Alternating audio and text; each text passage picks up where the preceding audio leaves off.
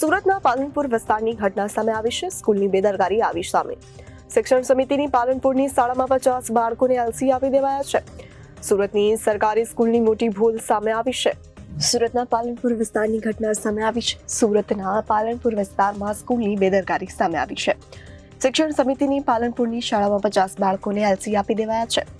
સુરતની સરકારી સ્કૂલની મોટી ભૂલ સામે આવી છે. પાલનપુર વિસ્તારની સરકારી શાળા નંબર 318ના આચાર્ય સામે વાલીઓમાં રોષ જોવા મળ્યો છે. બાળકોની સંખ્યા વધે તો બીજી પાળી શરૂ કરવી એટલે બાળકોનું અહિત કર્યાનો આક્ષેપ કરાયો છે. સમિતિની શાળાના નીતિ નિયમોનું ઉલાળ્યું કર્યું હોવાનું બાળકોએ એકબીજા કયા કારણોસર હંમેશા માટે ઘર ભેગા કરવામાં આવ્યા. સુરત શિક્ષણ સમિતિ દ્વારા તપાસના આદેશ આપવામાં આવ્યા છે. શિક્ષણ મંત્રી જેને લઈને એક્શન મોડમાં આવ્યા છે. પ્રફુલ પાનસેરિયા એક્શનમાં 318 નંબરની શાળાના આચાર્યને બરતરફ કરવા આદેશ અપાયો છે. સીઆરસીના 3 સભ્યોને નોટિસ પણ આપવામાં આવી છે. મનુભાઈ સોસા છે. હું શિક્ષણ સમિતિની મેમ્બર છું. ગઈકાલે અમુક વાલીઓને મારા પર ફોન હતા કે અમારા બાળકોના સ્કૂલમાંથી એલસી આપી દેવામાં આવ્યા છે. ત્યારે મેં એ લોકોને એવું કીધું કે કંઈ વાંધો નહીં, તમે કાલે સ્કૂલમાં જજો, આવતીકાલે હું ફરીથી એડમિશન અપાવી દઉં છું. ત્યારે એ લોકોએ મને એવું કીધું કે ના બેન, એમ કે મારા સાથે અમુક 15-17 બીજા વિદ્યાર્થીઓ છે જેના પણ એલસી આપી દેવામાં આવ્યા છે. તો મેં કીધું ના, કદાચ એવું ના બને, કારણ કે સામટા એટલા એલસી ના આપી શકાય.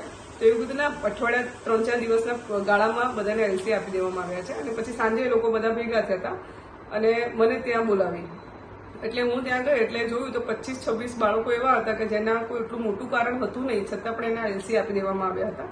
એટલે પછી મેં બાળકોને અને એના માતા પિતાને આશ્વાસન આપ્યું કે તમે કોઈ ગભરાવાની જરૂરત નથી, હું આ બાળકોનું અહિત નહીં થવા દઈશ ને આવતીકાલે હું ફરીથી આ બાળકોને સ્કૂલમાં એડમિશન અપાવી દઈશ. અને આજે હું બાળકોને મેં સ્કૂલમાં લઈ ગઈ અને બધા બાળકોને એના માતા પિતા સાથે સ્કૂલમાં એડમિશન અપાવ્યા.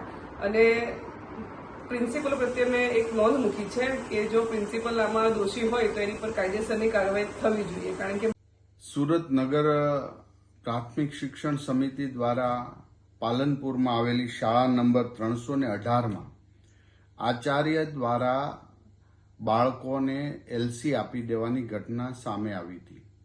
અમારા નગર શિક્ષણ સમિતિના અધ્યક્ષ ભાઈ શ્રી કાપડિયાભાઈ અને સભ્ય બેન શ્રી સ્વાતિબેન સોસાની જાગૃતતાથી આજે તેઓ શાળાએ ગયા હતા અને એ ધ્યાન મારા ધ્યાને દોરવામાં આવ્યું હતું કે આ પ્રિન્સિપાલે ગરીબ બાળકોને એલસી આપી દીધા છે અને આ એક સહન ન થાય એવું કૃત્ય જે આચાર્યએ કર્યું છે. એટલે તુરંત જ મેં શાસનાધિકારી મેહુલભાઈને સૂચના આપી.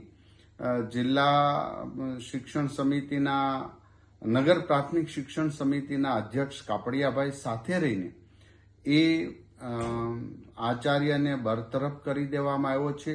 સીઆરસી, યુઆરસી અને નિરીક્ષકને કારણદર્શક નોટિસ આપવામાં આવી છે અને આ એક એવો દાખલો બેસાડવાનો છે, કારણ કે ભારતીય જનતા પાર્ટીની સરકાર દ્વારા એક બાળકને આઈડેન્ટિટી કરીએ છીએ અને એક પણ બાળક શાળાથી વંચિત ન રહે એની દિવસ રાત ભારતીય જનતા પાર્ટીના કાર્યકર્તા અને અમારી ટીમ પ્રવેશ ઉત્સવ કરે છે. ત્યારે આવું કૃત્ય કરનાર આચાર્ય ખરેખર ખૂબ ગંભીર બાબતો ધ્યાને લઈ અને તરત બરતરફ કરી દેવાની મેં સૂચના આપી હતી અને જેનું અમલીકરણ થઈ ચૂક્યું છે. આ મેસેજ હું એટલા માટે આપી રહ્યો છું કે એક પણ શિક્ષક, એક પણ આચાર્ય આવા કોઈ પણ બાળકને એલસી ન આપી શકે અને એની ફરજમાં આવે છે કે એક પણ બાળક શાળા ન છોડે. ત્યારે આટલી મોટી સંખ્યામાં 6 મહિનામાં આટલી મોટી સંખ્યામાં બાળકોને એલસી આપ્યા એ ખરેખર એક શિક્ષણ વિરુદ્ધનું કાર્ય કર્યું છે. આ ક્યારે પણ સાંકી લેવામાં આવશે નહીં.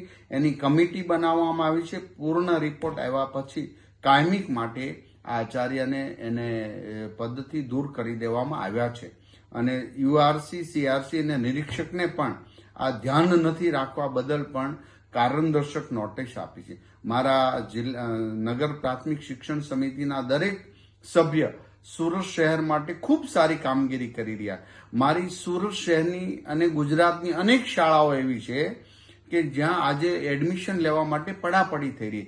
આવા શિક્ષકો ખૂબ સારા કામગીરી કરી રહ્યા. ત્યારે આવો એકાદ વ્યક્તિ જ્યારે શિક્ષણને ન શોભે એવું કામગીરી કરી છે એ બદલ આ એક્શન લેવામાં આવ્યા છે ને એક પણ બાબતમાં અમે કચાશ રહેવા દેશું નહીં, એને છોડવામાં પણ નહીં આવે.